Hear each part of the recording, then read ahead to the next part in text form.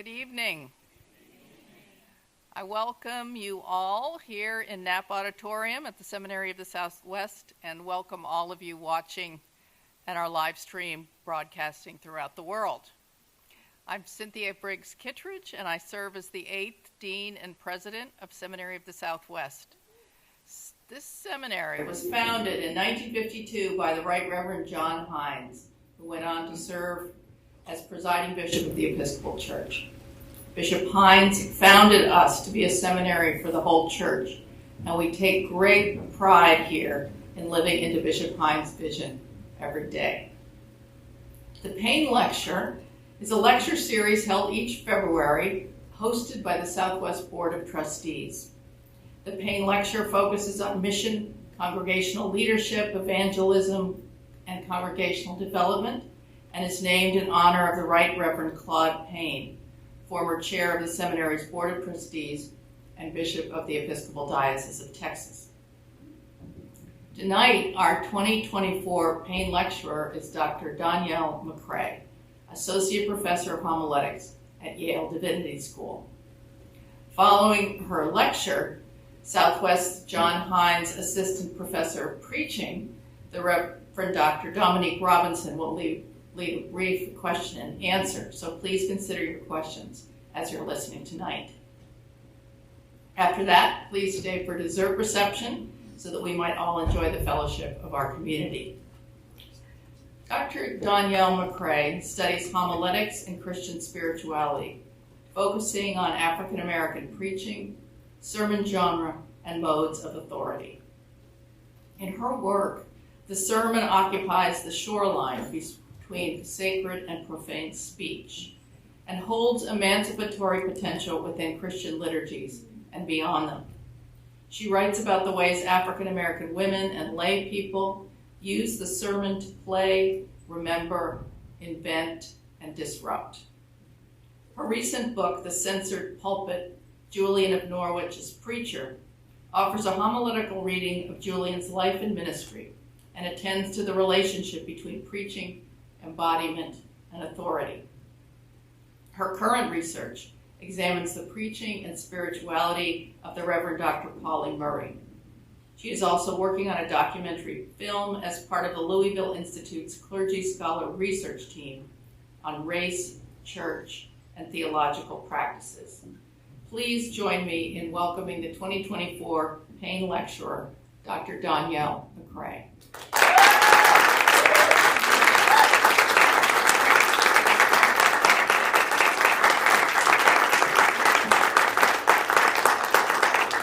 Thank you so much, Dean Kittredge, for such a kind introduction and for the invitation to share this lecture. Thank you to all the members of the Board of Trustees. This community has showered me with hospitality since I landed here in Austin, and I'm thankful for food and smiles and refreshing conversations. It's just been a wonderful, wonderful time. And I want to offer some special thanks to Dr. Dominique Robinson for the care and generosity that she has shown me during my time here. I am thankful for all the gifts that you give to the Homiletics Guild, and I'm thankful for all of the gifts you give to the church, and I am thankful for the person you are. Thank you. Before I delve into my lecture, I have a brief word about pronouns.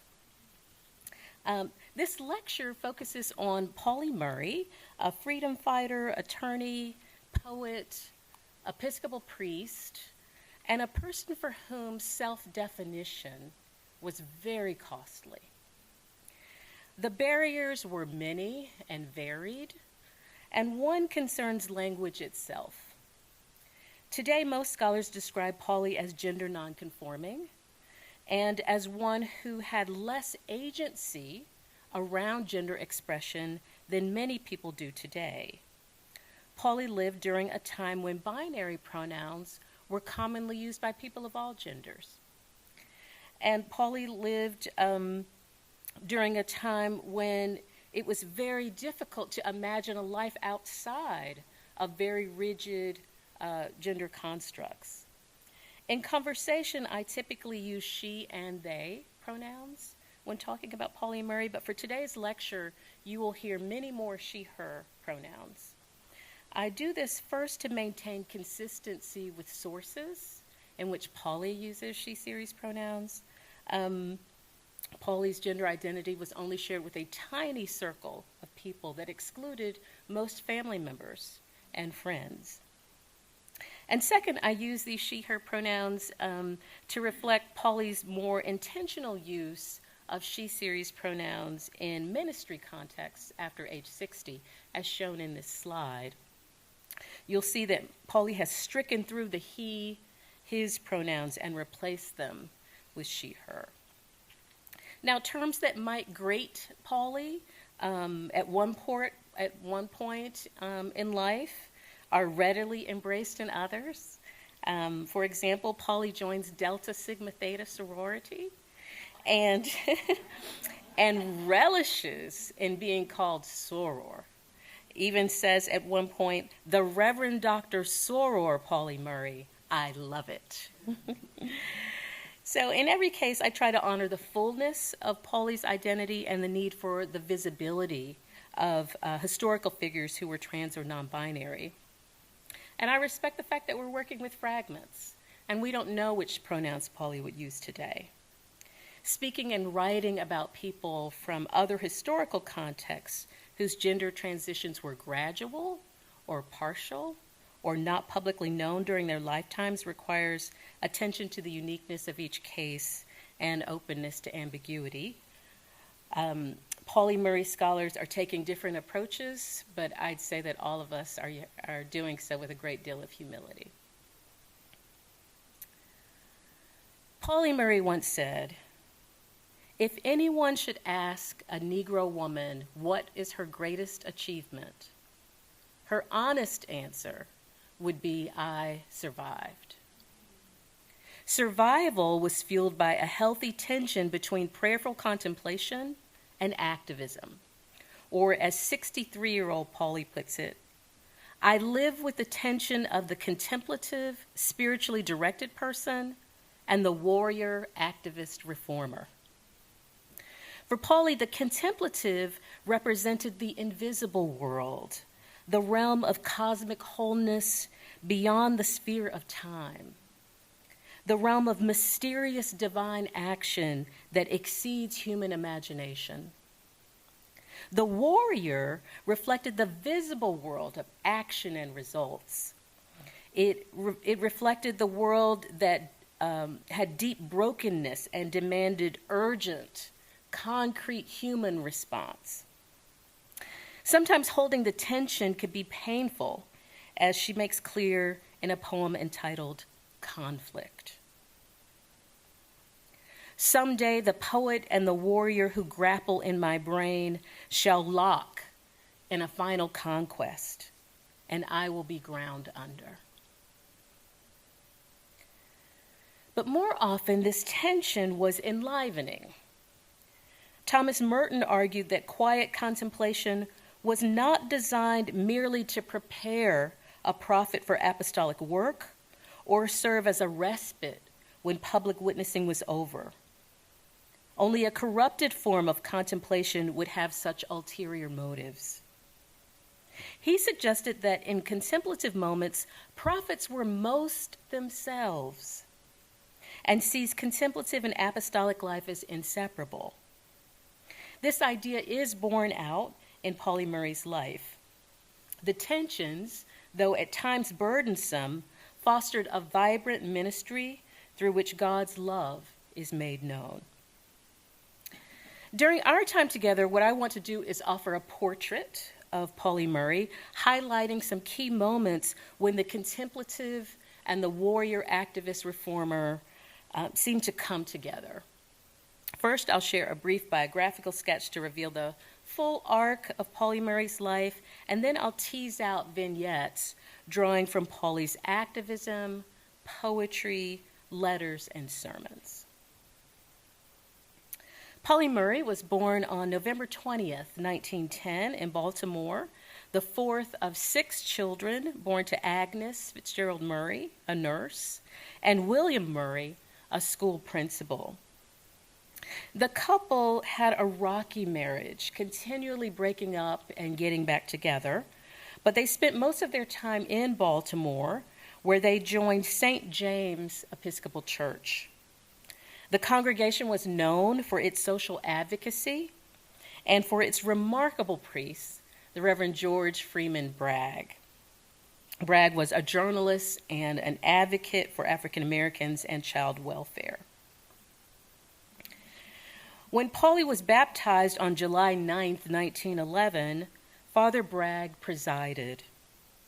The Book of Common Prayer instructed him to give hearty thanks to God and present the baby as, quote, thine own child by adoption. The words would ring true in painful ways. In March of 1914, Agnes, just 35 years old and expecting the couple's 7th child, died of a stroke.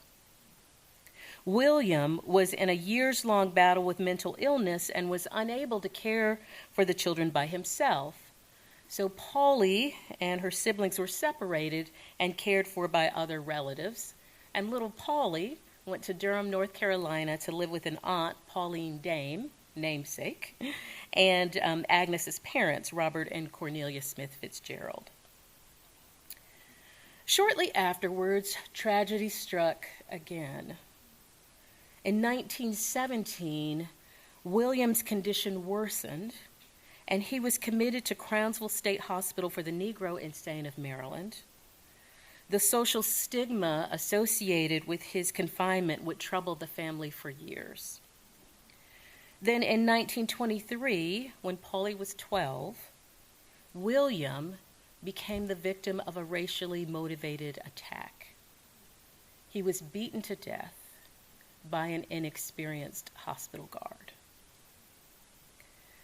Other family members tried to address the void by telling really vivid, playful stories about Agnes and Will to give Polly a sense of their personalities. But there was no way to soften the magnitude of this loss. Watching friends and other relatives grow up with their parents, or attaining the ages of 35 and 51, the ages when her parents died, brought reminders of the loss.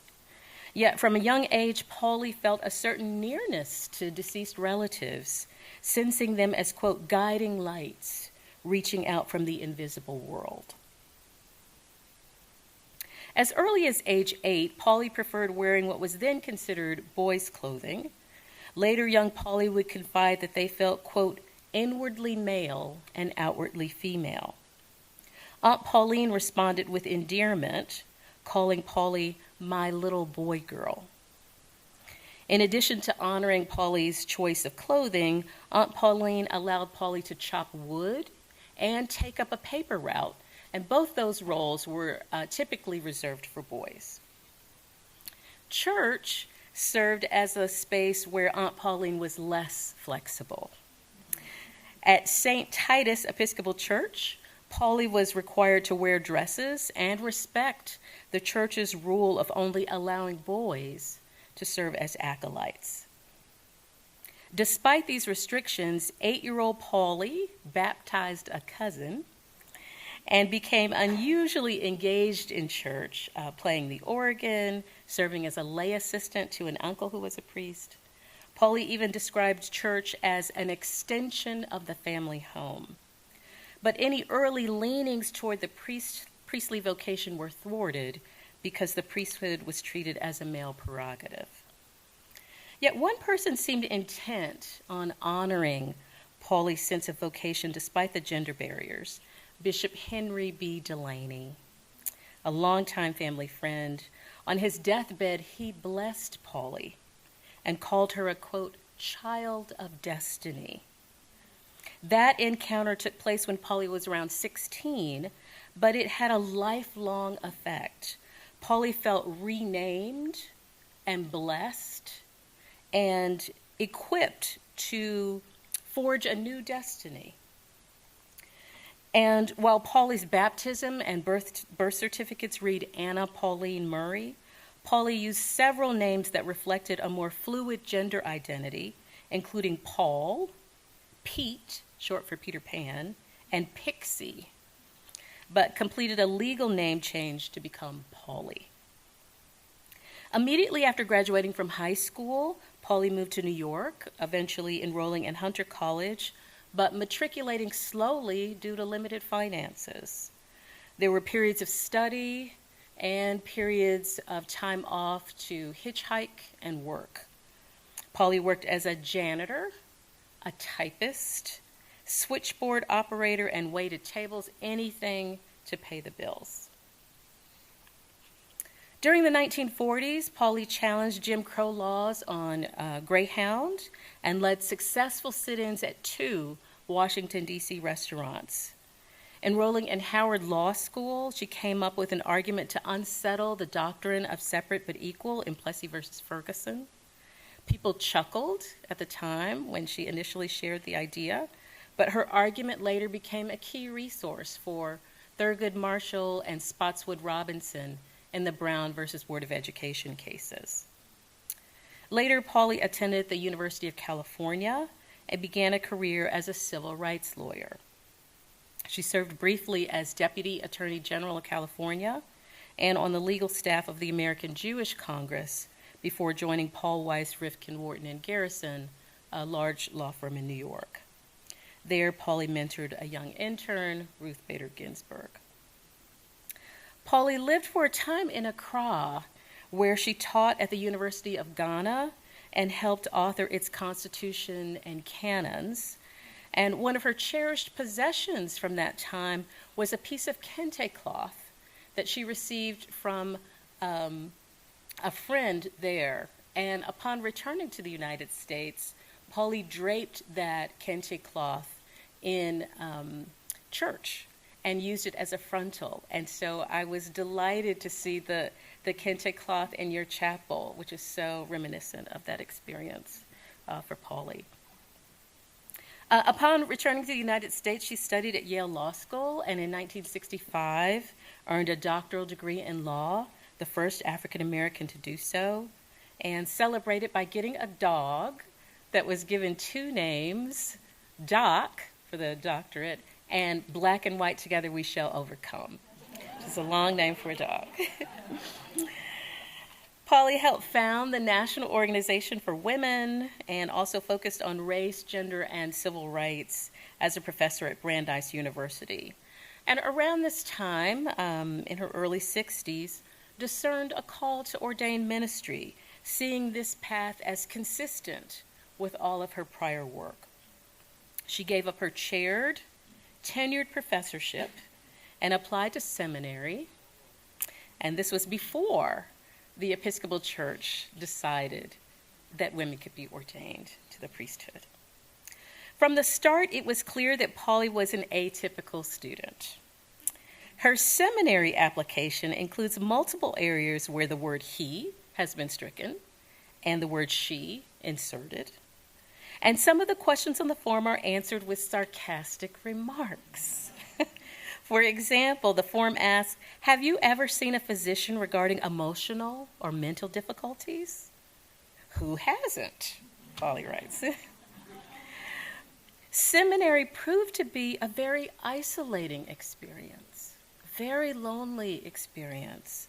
And there seemed to be constant reminders of the fact that she was not a young white man. And the institutions that she was a part of at that time had really understood that to be the template for the student coming into the student body. Despite the many challenges of seminary, Polly graduated and on January 8th, 1977, was ordained a priest. News headlines as far as Australia celebrated her as the first African American female priest in the Episcopal Church USA. A lover of words, Polly authored several books, including 2 legal texts, a memoir, a book of poetry, and an autobiography. And Polly was writing a book about her spiritual journey, but did not finish. Polly was married to William Wynne for about a week, but had significant romantic relationships with women. Irene Barlow was the love of Polly's life, and the two were together for 16 years until Irene's death. Polly Murray died of pancreatic cancer on July 1st, 1985, and was buried next to Irene. So that's the big picture of Polly's life. But we can trace the spiritual tensions at work by focusing on activism, poetry, letters, and sermons. So let's briefly look at each. As a 30-year-old journalist working for the Workers' Defense League in New York, this is one of the most defining periods of Polly's life took place. The League was following a story on Odell Waller, a black man on death row. Now, Odell Waller's name is not very well known today, but in the early 1940s, his name had the voltage of Trayvon Martin or Mike Brown. If you heard that name, it brought up a story and a history. Waller was a Virginia sharecropper who admitted to killing his landlord, a white man. Yet Waller claimed he acted in self-defense. He said, quote, "He was aiming to keep him from killing me." After the shooting, he fled to Ohio, convinced he could never get justice in Virginia, but he was extradited, quickly stood trial with a meager defense, and was convicted of first-degree murder by an all-white jury consisting of residents who could afford to pay the poll tax, some of whom had sharecroppers themselves. Waller was awaiting execution and desperately seeking help to appeal his conviction when he met Polly. The two sat in his jail cell, which was just a few yards from what was called the death house, the execution chamber. Knowing his fate was being determined by assumptions of white innocence and black depravity, Polly started raising money and awareness, eventually crossing the country on a fundraising tour with Annie Waller, Odell's foster mother. There was a considerable amount of publicity for these fundraising tour talks, and the pair gave speeches in churches, lecture halls, and in front of civic groups. Polly's argument had three tiers. First, decrying the poll tax and its impact on jury selection. Second, revealing the exploitation inherent in the sharecropper system. And third, arguing for Waller's right to self-defense. She affirmed that Waller's life was worthy of being defended and deserving of state protection. Her appeals in speeches and in this next pamphlet, All for Mr. Davis, did not revolve around the exposition of Scripture in a literal sense, but her appeals did involve concrete exposition of Christian principles. Now, I can't overstate how demanding this work was. Bill T. Jones says that engaging America's racial legacy is expensive. It's an expensive endeavor. And by that, he means emotionally expensive. One bears the psychological costs that exceed whatever individual task is involved. And Polly felt this in terms of facing internal feelings of vulnerability, but also felt added pressure due to gender presentation. Around this time, Polly had written to a physician to request male hormone and explained the mental conflict that emerged when facing the decision to wear a dress or pants. Dresses and skirts felt awkward and uncomfortable, but the speaking venues, which included many churches, involved listeners who expected that. One listener was so moved by Polly's appeal that he wrote a news article comparing her to Joan of Arc, fighting for the cause of her people, complimenting her dress. He described Polly as a pretty girl with fine features and an impassioned demeanor. Responses like this generated much needed publicity for Waller's cause, but came at a steep cost for Polly. The psychological distress caused by trying to meet these external demands eventually led to 3 hospitalizations. Yet during the campaign to save Odell Waller, Polly mostly suffered in silence. Polly fought for Odell to the end, even getting Eleanor and Franklin Roosevelt involved, but he was executed on July 2nd, 1942. Polly could not bear to attend the execution, but kept vigil all through the night. Afterwards, those prayers took form in an open letter to Roosevelt and in a march in Washington, D.C. Now, A. Philip Randolph actually conceived the march, but Polly took the lead in organizing it, partnering with a coalition of maids, laundresses, and garment workers. This march was the foremother to the 1963 March on Washington. Ada Maria Isazi Diaz once said, "I pray best with a picket sign in my hand." And I think Pauli Murray would echo that sentiment. By physically bearing witness in the public square, the contemplative and the agitator within Polly were in sync, enfleshing a message of love and justice. Laurel Schneider notes that liberation theology has been quick to connect the incarnation to instances of human suffering, but much slower to describe the ways human bodies reveal divinity by flexing freedom and joy. The notion of divine fleshiness, she says, tends to be narrow or strongly spiritualized, usually restricted to the experience of suffering.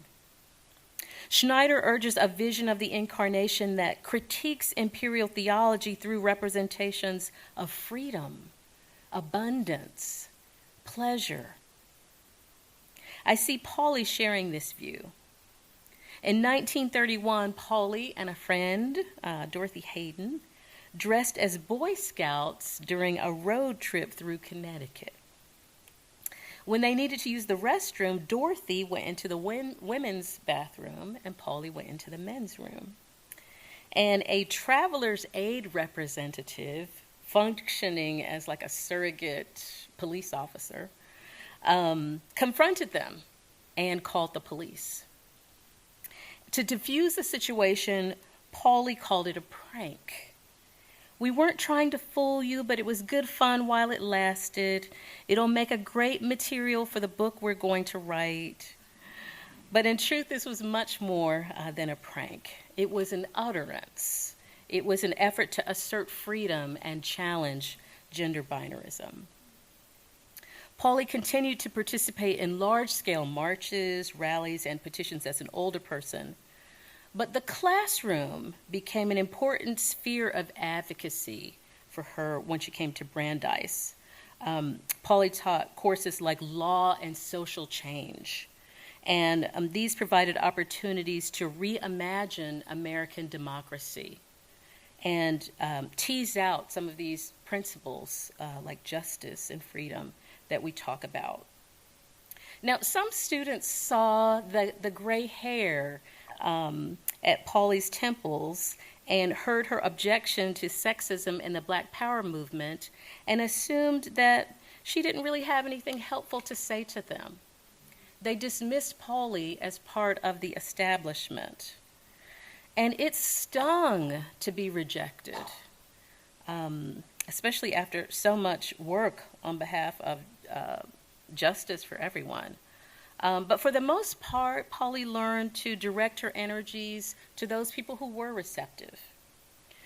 Teaching proved rewarding and provided an opportunity to share hard-won lessons about social change. It's clear that spiritual tensions animate Polly's activism, sparking, some internal reflection and discernment that then manifests in public demonstrations and teaching. This alchemy also drives Pauli's poetry. In fact, I think of poetry as Pauli's first prophecy.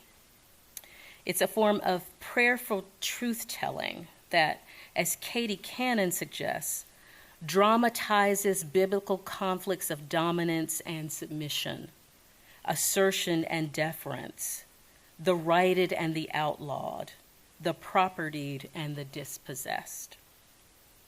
For example, in 1943, protests and race riots broke out across the country due to the unequal treatment of African Americans who were expected to absorb white hostility at home, but fight for the United States abroad. President Roosevelt responded by calling for civility. He went on to say, "The recent outbreaks of violence in widely spread parts of the country endanger our national unity and comfort our enemies. I am sure that every true American regrets this." Pauli composed a poem entitled "Mr. Roosevelt Regrets." What'd you get, black boy, when they knocked you down in the gutter, and they kicked your teeth out, and they broke your skull with clubs, and they bashed your stomach in? What'd you get when the police shot you in the back, and they chained you to the beds while they wiped the blood off? What'd you get when you cried out to the top man, when you called on the man next to God, so you thought, and asked him to speak out to save you? What'd the top man say, black boy? Mr. Roosevelt regrets. Often poems were prayers spoken aloud to the broadest possible public, as in this 1959 poem, Collect for Poplarville, drawing on the Book of Common Prayer. Pauli wrote it after the lynching of Mac Charles Parker near Poplarville, Mississippi. Lighten our darkness, we beseech thee, O Lord. Teach us no longer to dread hounds yelping in the distance, the footfall at the door, the rifle butt on the window pane. And by thy great mercy, defend us from all perils and dangers of this night. Give us fearlessness to face the bomb thrown from the darkness, the gloved hand on the pistol, the savage intention. Give us courage to stand firm against our tormentors without rancor. Teach us that most difficult of tasks, to pray for them, to follow, not burn, thy cross. Pauli's poetic voice was mentored by Langston Hughes, whom she considered a prophet. The two struck up a friendship after a poetry reading one evening, and for a time wrote parallel poems on shared themes. His emphasis on doubt and on Black disillusionment steered her away from saccharine spirituality and from tidy ways of thinking about the life of faith. He similarly encouraged her reflection on the beauty and complexity of Black life. Yet, as powerful as Pauli's poems were, she was a little dissatisfied with the label of poet and liked to consider herself a prose-oet, a transitional writer whose work is to bridge the divide between poetry and highly sensitive prose. And that leads me to Pauli's letters. Pauli wrote thousands of letters. Even called letter writing confrontation by typewriter. Letters provided an opportunity to draw on the model of the Apostle Paul, who addressed moral conflicts in letters. In 1977, Polly received a copy of a letter addressed to her bishop.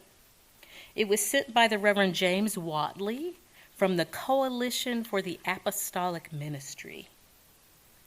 He objected to Polly's ordination, stating that it would, quote, cause grave scandal. And he noted that the members of his coalition would not accept the sacramental acts of Polly's ministry. I'll share just a portion of her response.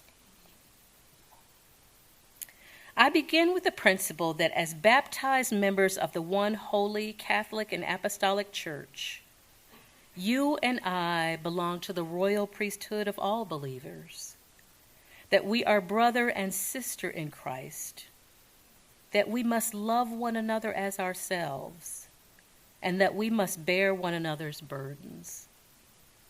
Since my ordination to the priesthood has contributed to your anguish, which motivates your letter of January 13, I must bear some responsibility for your pain.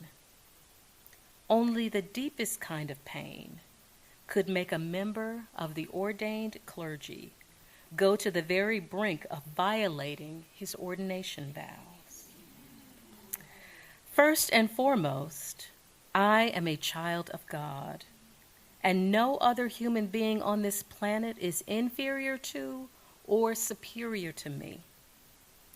This brings me to the crux of our differences.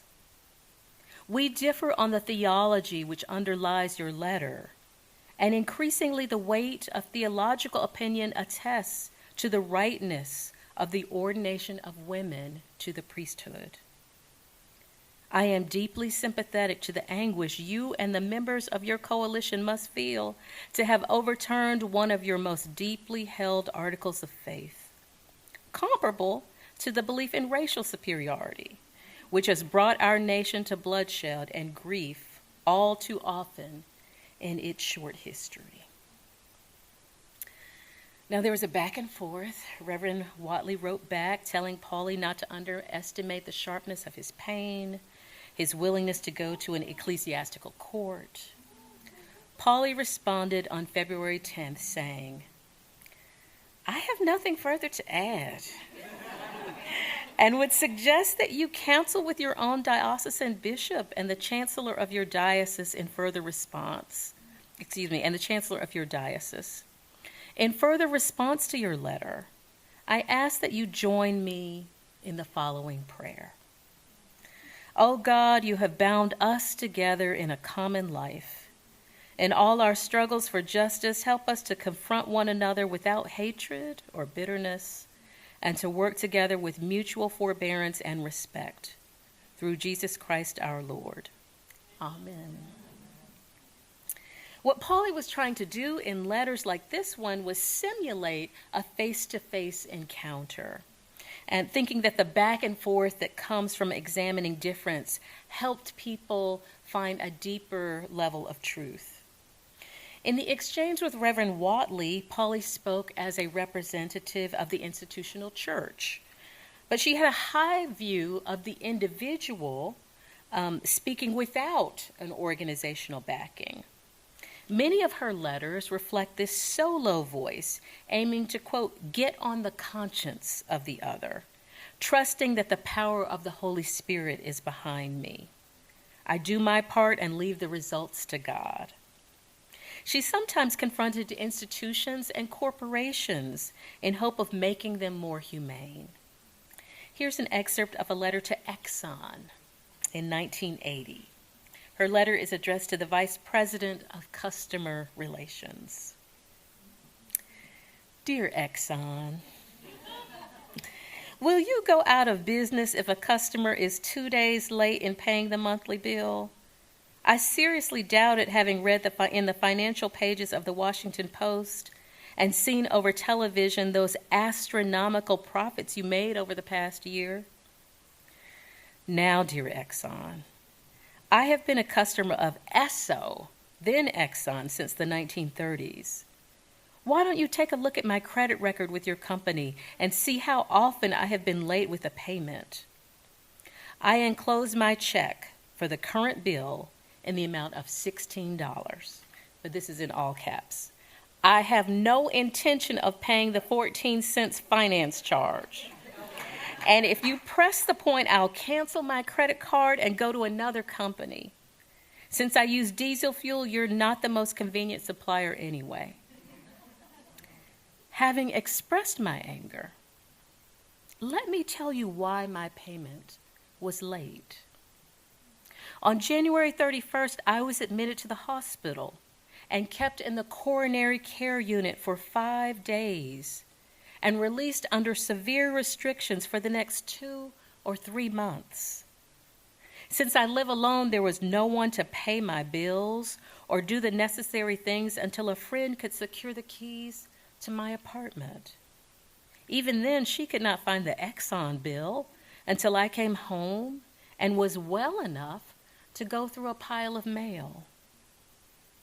If computers are going to rob us of human relationships, perhaps it would be better if we got rid of computers. Which do you want, my continued patronage or the 14 cents? Yours for humanizing society, the Reverend Dr. Polly Murray. I should note that Polly was not inclined to write letters simply to voice anger. Her archive includes a very hefty file of letters not sent. When mailing a letter, Polly expected to work towards a resolution. Confrontation by typewriter was a means of claiming her, quote, pixie prophetic background and communing with those, quote, scrappy 8th century BC prophets Amos, Hosea, Isaiah, and Micah, and with Paul the apostle, whose name I bear. And that affiliation with the prophets and the apostle leads us to sermons. Now, overall, I'd say that the chief hallmarks of Polly's preaching include, one, an intention to shape Christian identity. 2, instilling a sense of belovedness in the listener. And 3, invoking the ancestors.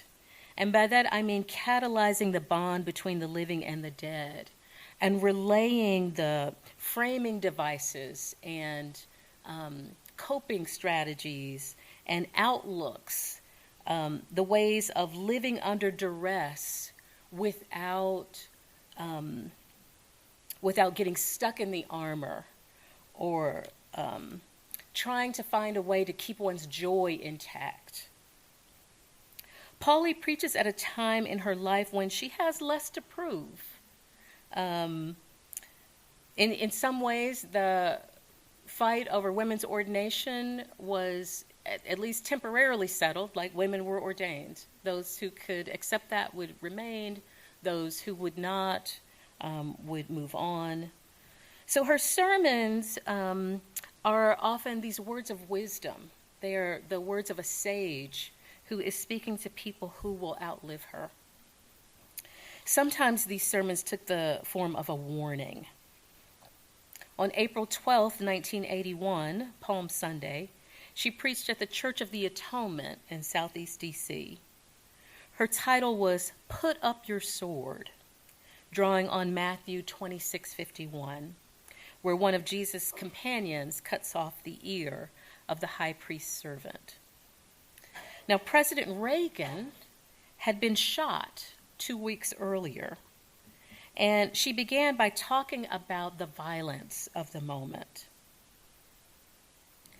If the President of the United States could not be protected from the evil bullet of an assassin, no one of us can walk the streets safely. If I were the prophet Isaiah, I would be tempted to proclaim to our president, "Thus saith the Lord." This is a warning. You are the leader of a great people who have lost their way and are worshiping the false god of violence. The sermon was a summons to practice nonviolence in an increasingly violent context. Other sermons challenged gender paradigms. For example, In one Father's Day sermon, Polly suggests that a father, mother, sister, brother day would be a better option. And in another suggests that Jesus could return as a woman. Stressed that women were present at the Last Supper. Noted that humans can be male, female, and in between. Cumulatively, Pauly's sermons point to a God whose vision of reconciliation and cosmic wholeness defies human expectation. Now, some people find it surprising that Pauly had a very restrained, she uses the term Quaker-like, preaching style. Occasionally, words are geared to spark an immediate response, but more often, they're intended to sink into the listener's consciousness and germinate over time. If anything stands out in Pauly's sermons, it's how similar they are to poems, letters, and reflections in her diaries. For example, just as Pauly's diaries include numerous contemplative questions that are followed by lengthy responses, her sermons are peppered with very similar questions. Preaching was a time to ask, who does God say I am? And how do I live in the truth of that reality? The questions that made the sermon an occasion to reflect on the questions made the sermon an occasion to reflect on how one was living out one's creedal commitments. At the same time, Pauly tried to build listeners' interior resources, believing that building one's inner store of courage or patience or imagination was necessary to grow as a Christian. And in this respect, she relied on Major Jones, a theologian celebrated for his work in Black theology, who said that one of the major tasks of Black theology is to reclaim a people from humiliation. And in doing so, people needed to build their interior resources of courage and imagination. I should add that the inner work of sermon preparation often took place with a dog panting nearby. Prior to ordination, Pauly's spirituality was enhanced by dogs. Pauly loved walking dogs throughout the city of New York, and the dogs brought a sense of calmness, a sense of clarity. This dog is Black and White Together We Shall Overcome.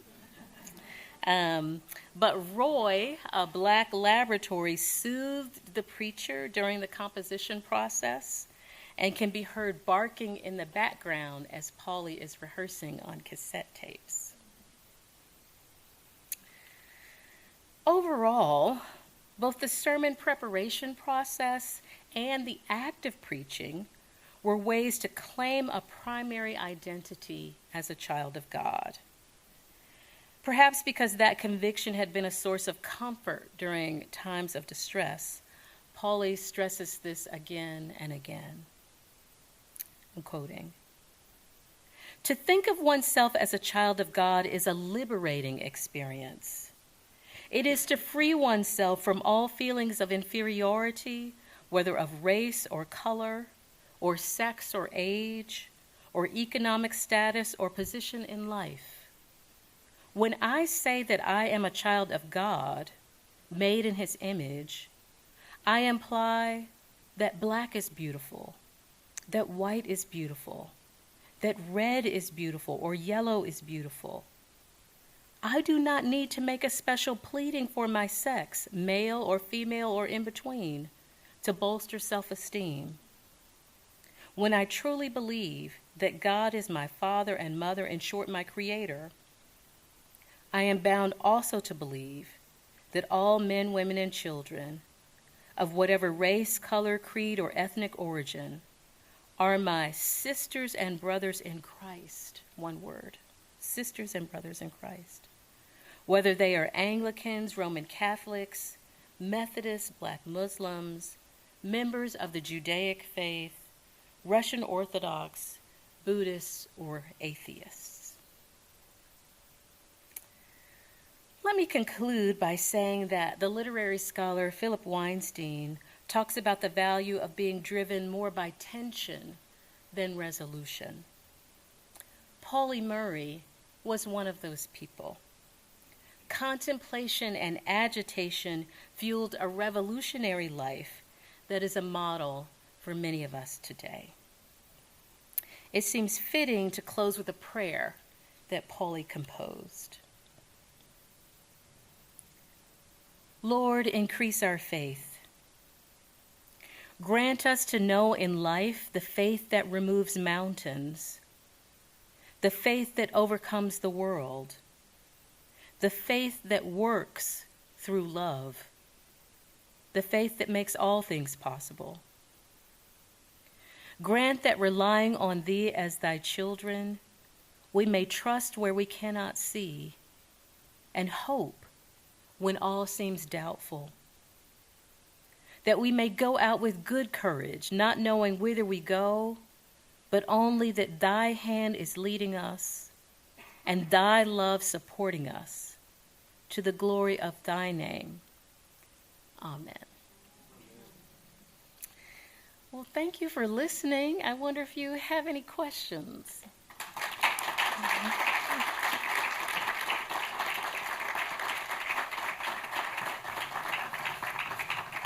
Oh, thank you. Oh, sure. Yeah.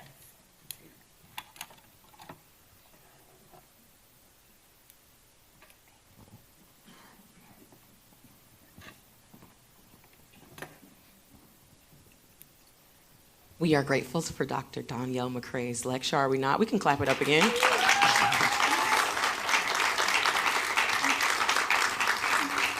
So we're going to begin with questions, and this is why I wear flats today.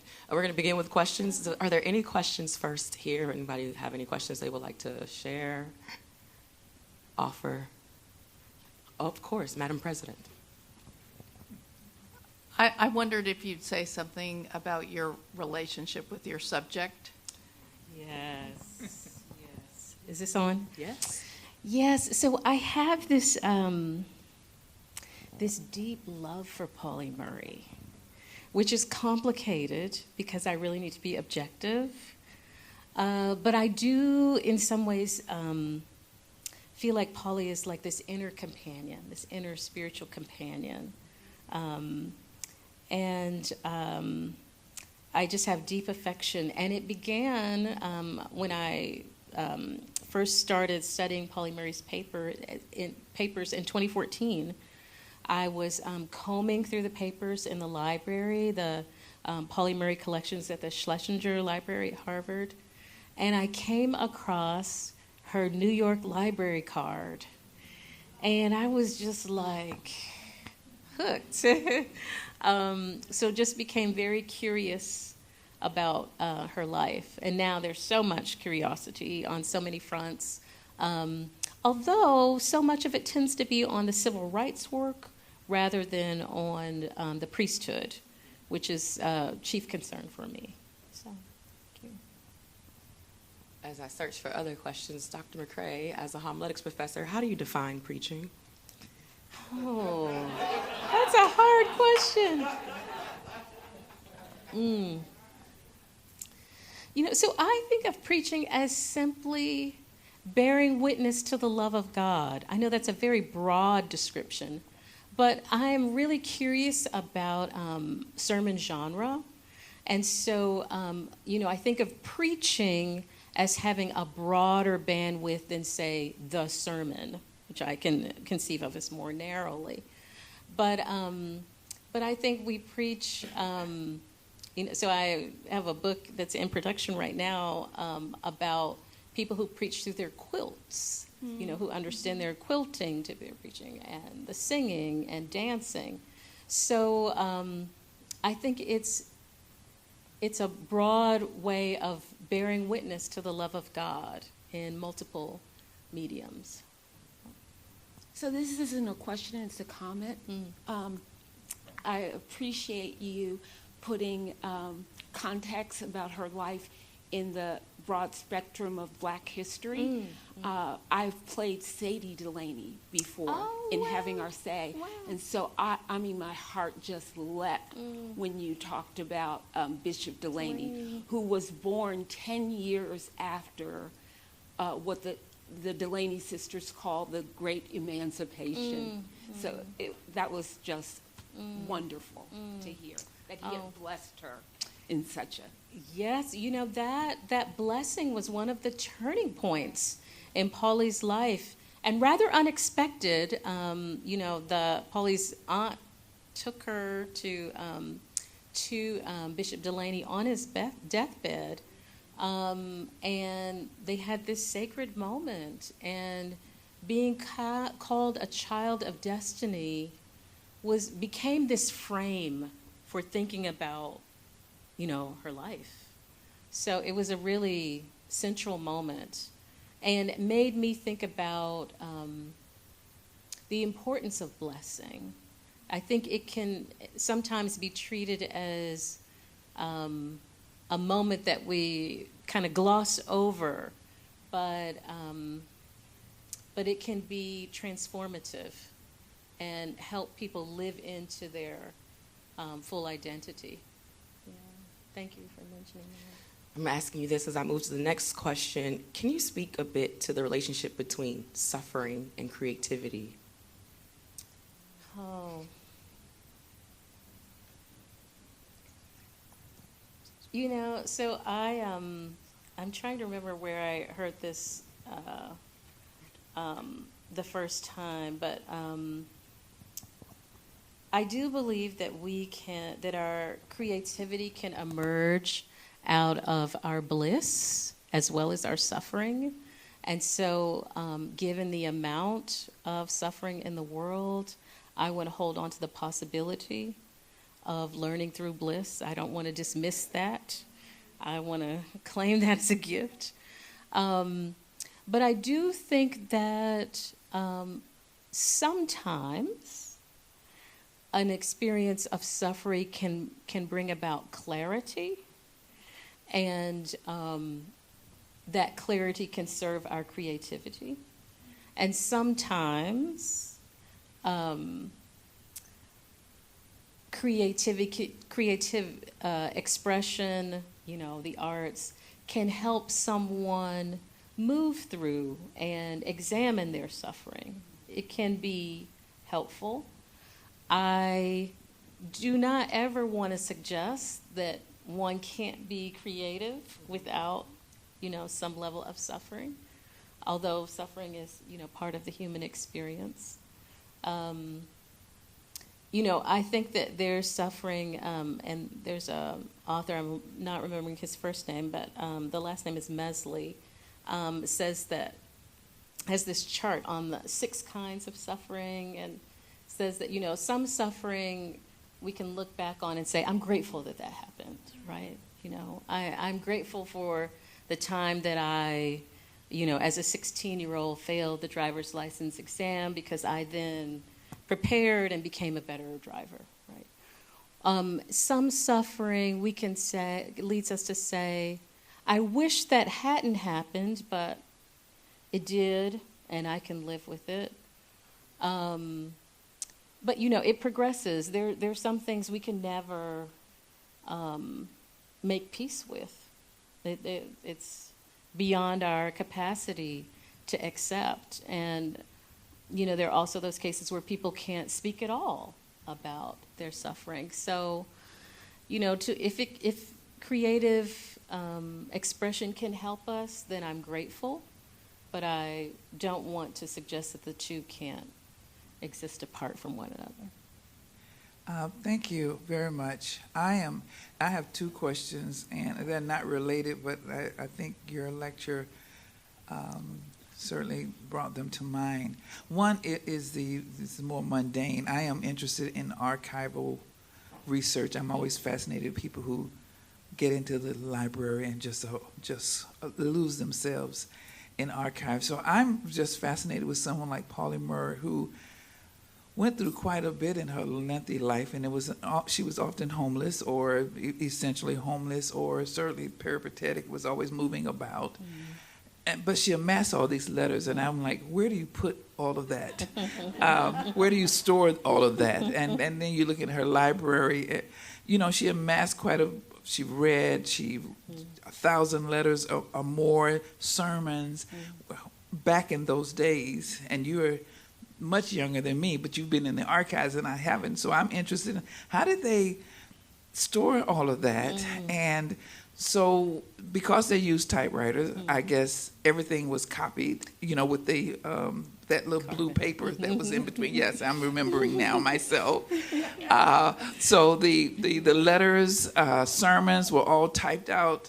I'm also concerned because I know that computers now, we lose some of all of that. Yeah. We lose the correspondence. We lose sermons sometimes. We lose a lot of those kind of things. So I'm fascinated with your finding her library card and getting your hands on to look at a sermon that she typed and the little white out over to the side or the little.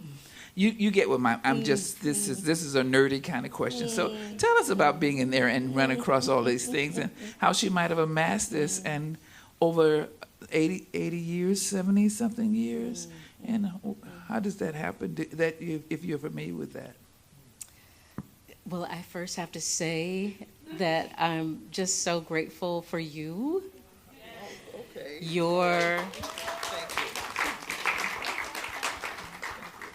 Your work has been manna in my wilderness, and manna in my wilderness. So, thank you.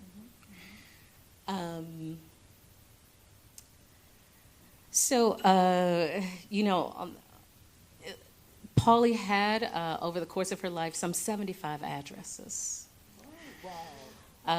So constant movement. And at times, finding a space to live meant finding a place for all the file cabinets to come. So there were multiple file cabinets that came.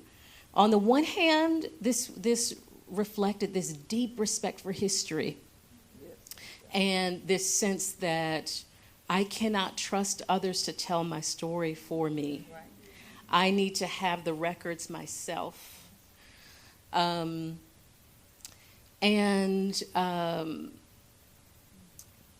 challenge is that there weren't.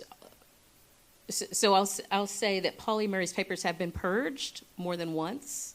So there are things that are things we'll not know. But the collection is just incredible in showing you drafts of a sermon, which I think is really helpful to see, and which words are stricken. Like this letter to Reverend Watley about the coalition that didn't want to honor Pauli's ministry went through several drafts over the course of a few days. And so it's interesting to see when Pauli chooses the word crux of our differences. That's a very intentional choice. And I mentioned briefly that there's a file of letters not sent. And I have to say that's where the good stuff is, That's where the good stuff, that's the sort of first draft, I'm livid with people. And what do I really want to say? So that reveals the process. I agree completely that there is something that's lost when we're just relying on computers and don't have the paper copies anymore.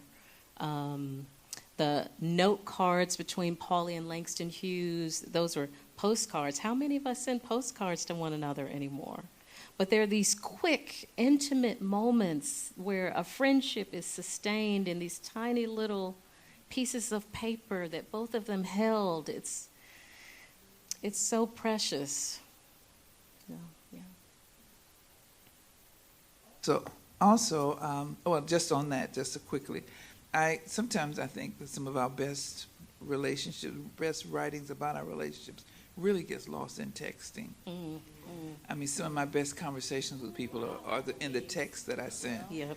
And I have no way to, I mean, so I must admit sometimes as an avid journaler for 30 and 40 years, I find myself printing out my text now. I'm taking a photo snap of it, and then inserting it right into my I journal through OneNote, so it's already digital. So I just snap a photo of the reams of texting back and forth, whether it was talking about a theological issue, or gossiping about a theological issue, or telling somebody off. My best work is in my texting. But it gets lost. It can potentially, your texts get lost. Yeah. Those very intimate conversations, intellectually intimate conversations, can get lost in texting. Yes. I wanted to say that. The second question quickly is something that we don't hear enough about, in particular with Pauli Murray, but I would say a lot of, particularly the women of those eras, their relation with other women. Yeah. I believe she worked alongside of, if I'm not correct, Miss Dorothy Height as it relates to the 63 March. Yes. So we see these, the great woman theory as much as the great man theory, as though they worked alone, they had no relationships. Right. And she was she before Bishop Barbara Harris, or after Bishop Barbara Harris? Before. Okay, her ordination. So I'm always interested in queerness notwithstanding, her relationship with other black women, particularly, but not just black women. Yes, well, I'm so glad that you raised that, because Pauli Murray was also friends with Ella Baker. I don't know whether exactly how old Pauli was at the time of this interview, but I'd say maybe early 70s. In her early 70s, she said that one of the mistakes in her early life was going it alone, that she needed to rely more on her relationships with other women, and that she didn't have to sort of kind of recreate the world solo, because it was exhausting. And she talks about the camaraderie and the energy that she gets from being with others. And in the photographs of her with sorority sisters, the energy, the beaming face, you get to see Pauli not being exhausted because she has the support of those relationships. So they were central to her intellectual development and her psychological well-being. Thank you. That was absolutely superb. So I'm the church history professor here, and I'm constantly trying to get my students around to the idea that the African American tradition within the Episcopal Church has stressed the Catholic nature of the church, that it's inclusive, that if the church pretends it's anything but inclusive, then it ceases to be Catholic. So I was totally struck in that engagement with Watley that she says she's not just a beloved child of God, but that she's also a member of the One Holy Catholic and Apostolic Church. Yes. And so I just wondered,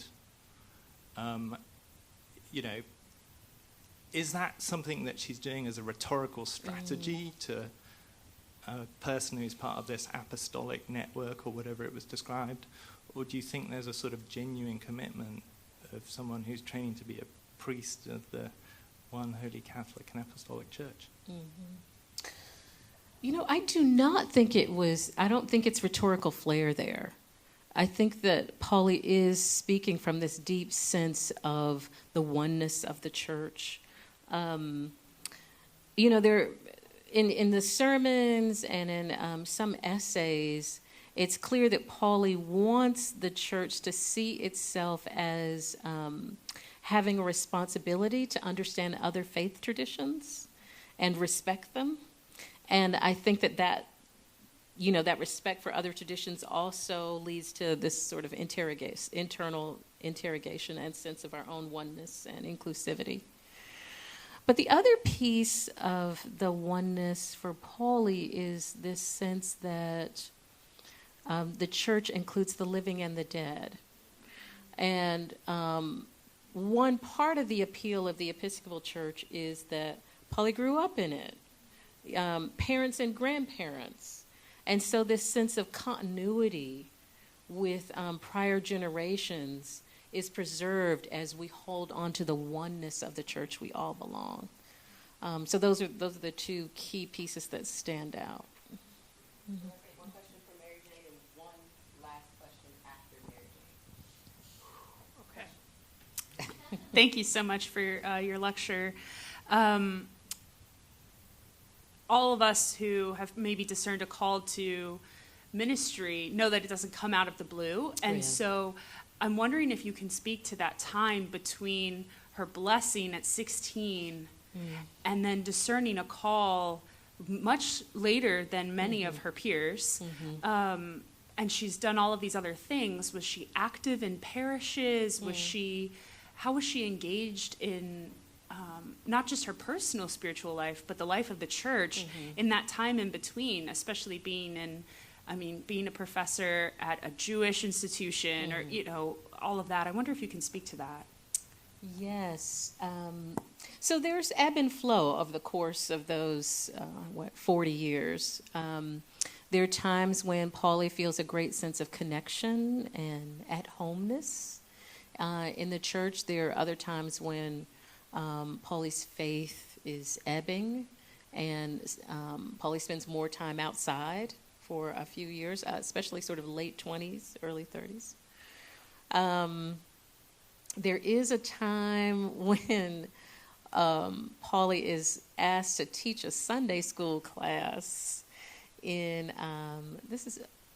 she's living in Harlem at this time, and it proves so difficult and so exhausting to sort of try and make these concepts accessible to these younger children that it deepens this sense, I need to learn this so that I can make it clear and, find the metaphors, and this is so hard I can't do this, So I think that in some ways the advocacy and the activism is a way of feeling out this call before there's language for it, sort of enacting God's justice in the world. And the poetry in particular is a place where I see a parallel. So in the 40s and then in the 50s, Pauli's living in New York and is a part of two churches. And one of them has a long history of a community of poets in the church. This is St. Mark's in the Bowery in New York. And that community of poets praying together, writing together, really does, I think, sharpen her observational skills, linguistic precision. She's growing as a poet and thinking about how the word manifests in the broader world. But, the sort of imagination of herself as a priest comes rather late after the death of Irene Barlow, and actually being by, functioning it enables the imagination. I should say also that while Pauli is celebrated as a preacher, because that was a significant part of her ministry, she was never the rector or pastor of a congregation, but did do a lot of chaplain-like pastoral care in hospital settings. So did a lot of visiting, and was a minister at a hospice in Washington, D.C. So this her own experiences in the hospital did contribute to sensitivity and concern about pastoral care needs. That was a really significant part of her ministry. All right, last question. It's Black History Month.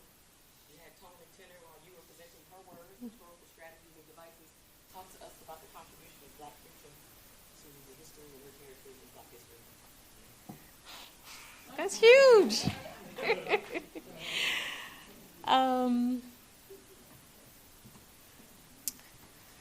I think that as a beginning of an answer, and I would love to hear your response to this, Dr. Robinson. I'm sure you could weigh, but I think as a beginning of an answer, one of the gifts of Black History Month is the invitation to think about truth. What is the truth of our story on these shores? What is the truth of God's work in our midst? And preaching is a way that the truth is told, celebrated, struggled with, sought. So I think one of the gifts that Black preaching gives Black History Month is to focus on the truth and to invites us to do the hard work of searching for it at a time when a lot of people don't want to know the truth. And cherishing it and realizing that the truth emerges in our consciousness often much slower than we'd like. It's not always automatic. And this history has unfolded slowly, not automatic either. So that would be my beginning of a very huge answer to a very huge question. Let's thank Dr. Donyelle McCray for her time with us.